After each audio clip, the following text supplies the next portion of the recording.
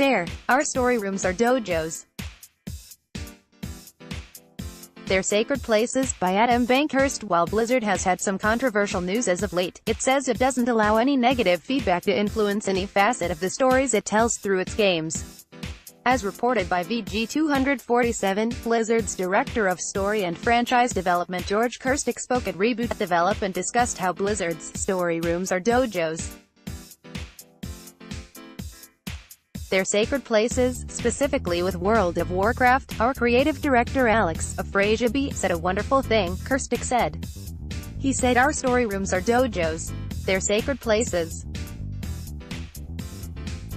And we try to tell a story as best we can and to make our players as happy as we can. But we try not to let the negativity enter the dojo. You've got to clear your mind, focus your mind and do good work.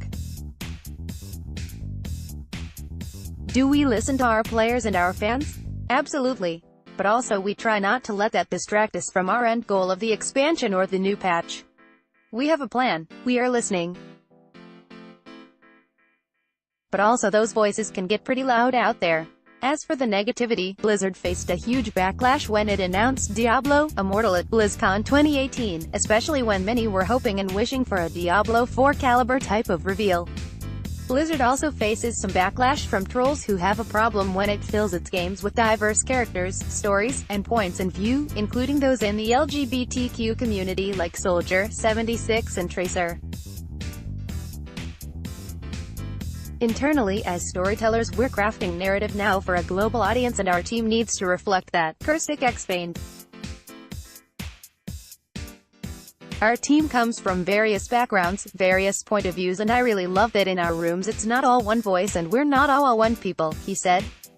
Have a tip for us? Want to discuss a possible story? Please send an email to newstips@ign.com.